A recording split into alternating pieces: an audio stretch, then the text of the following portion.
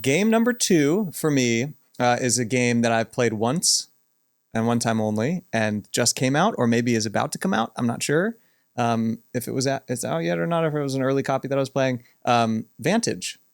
Ooh, I hear that game is great. Yeah, everybody's talking about it. Tell me everything. And this is a new game by Jamey Stegmaier, same designer of Viticulture, who we know is a great game. Yeah, and Scythe, right? I think. Yes.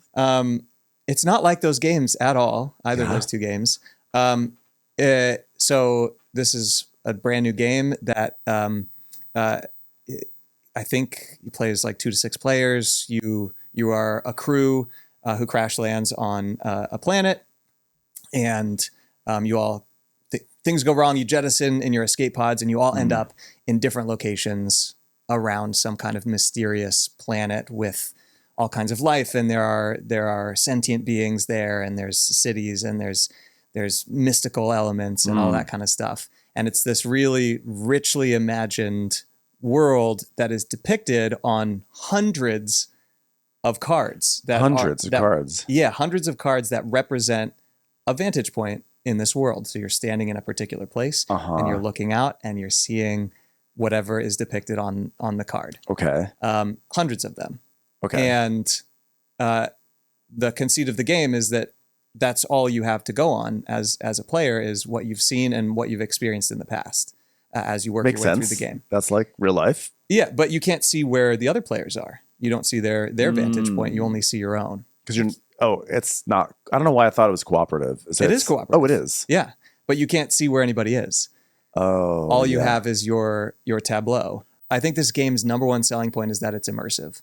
It forces you to. The art is beautiful and very imaginative and evocative, and it forces you to communicate with your other players in a way that's kind of storytelling about where you are and what you're seeing, because you're doing what the character would be doing. To play the game, you have to do the thing that someone in that position would be doing anyway, which is immersive. That's right. Yeah, because the essentially your communications are working. Yeah, your comms are working with your other buddies who are all scattered around this planet, and as you every turn you take one action.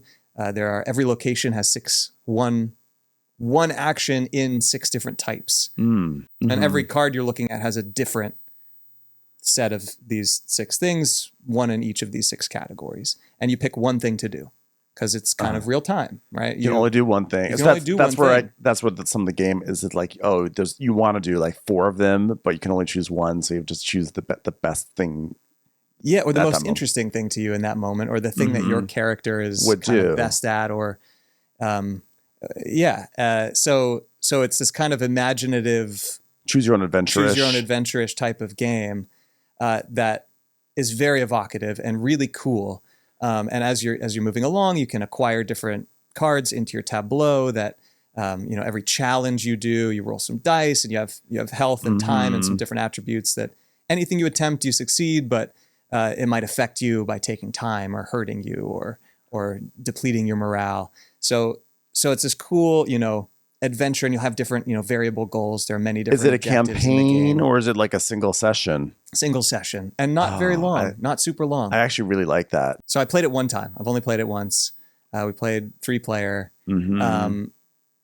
So fun and so evocative. The one issue for me, in my experience, that one playthrough, was that I was having such an amazing time with what I was doing, and I was so excited about what I was seeing, and my imagination was really going off, and I was having a great time, but I didn't really find anything that contributed to our objective. Okay. And other players did, maybe kind of quickly. Like we might have gotten a little lucky in that they stumbled into some stuff pretty quickly that was exactly what we were trying to do.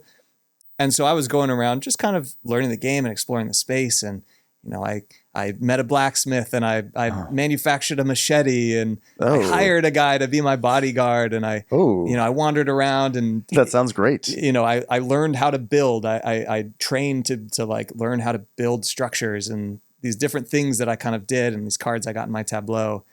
And none of it really contributed to our win condition. It was like just this really cool story. But a lot of the stuff I was doing didn't have a payoff in the actual end game. So this is a game that I think I definitely want to play more because it was just so richly. There's a lot of hype about it. Yeah. Thanks for bringing a very hot hyped game up. We're getting That's a hot takes. One. That was a hot obsession. I was thrilled to get to play it and excited to play it more. Everyone, make sure you are liking and subscribing. Leave a comment. Do all the things. Let's get that SEO going on our burgeoning channel. Come on, don't leave me hanging here. No, for real though, just hit like and subscribe. It's sort of funny because I always make fun of influencers for being like, smash that like button and that subscribe button. But actually, I now want you to do the smashing. So if you don't mind, that'd be great. Thanks so much. It really does help.